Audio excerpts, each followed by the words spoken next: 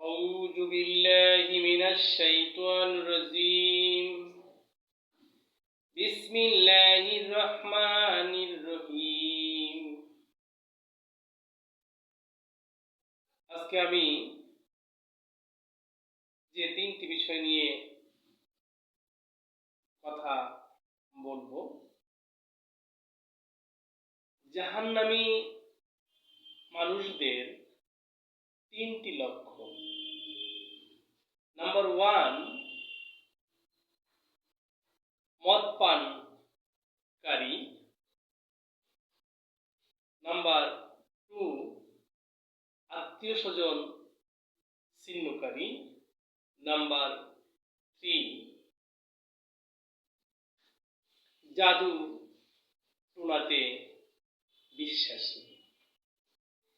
এই তিন ধরনের মানুষ জান্নাতে যেতে পারবেন না, এরা জাহান্নামে যাবেন।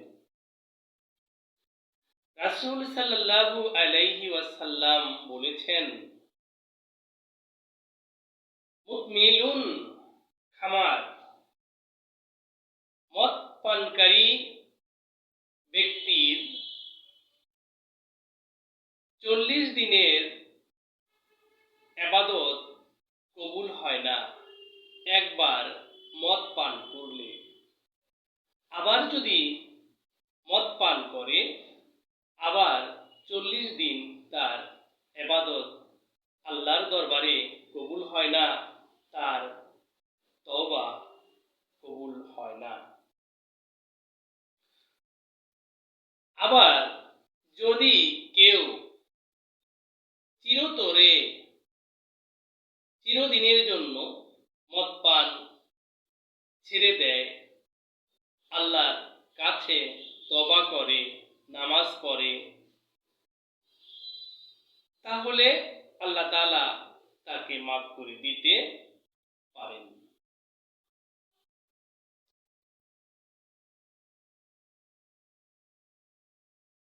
আত্মীয় স্বজন ছিন্নকারী জান্নাতে প্রবেশ করতে পারবে না, জাহান্নামে যাবে। যারা আত্মীয় স্বজন ছিন্ন করে এবং স্বার্থের জন্য আত্মীয় স্বজন ছিন্নকারী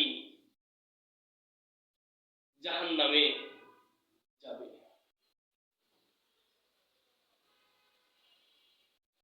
3 নাম্বার, জাদু টোনাতে বিশ্বাসকারী ব্যক্তি জাহান্নামে যাবে। যারা জাদু টোনাতে বিশ্বাসী করে, কুফরি করে,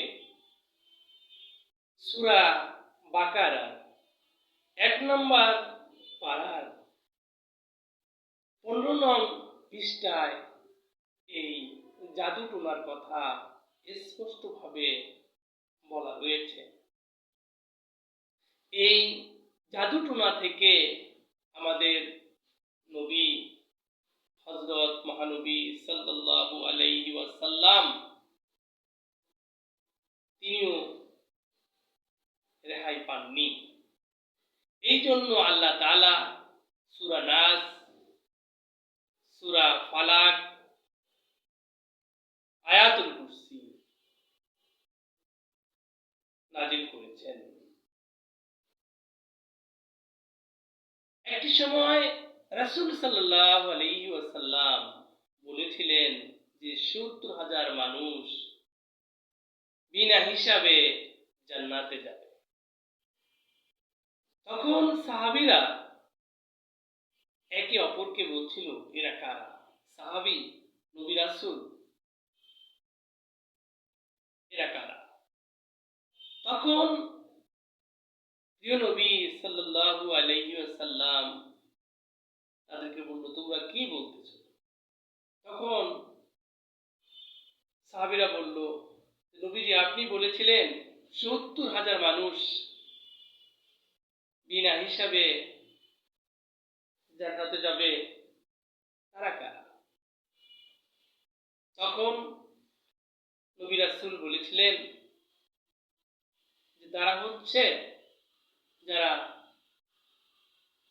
জাদু টোনাতে বিশ্বাস করে না, কোনো কুফরিতে বিশ্বাস করে না, তারা জান্নাতে যাবে। আল্লাহ তাআলা আমাদেরকে এই খারাপ ৩টি কাজ থেকে যেন আমরা রক্ষা পেতে পারি, এই জন্য আল্লাহ তাআলা আমাদেরকে প্রিয় বান্দা হিসেবে কবুল করে নেন। এবং আল্লাহর কাছে আমরা বলবো যেন আমরা এই খারাপ কাজগুলো থেকে আল্লাহর রহমতে আমরা দূরে থাকতে পারি, সেই ব্যবস্থা আল্লাহ তাআলা যেন আমাদের করে দেন। আমিন।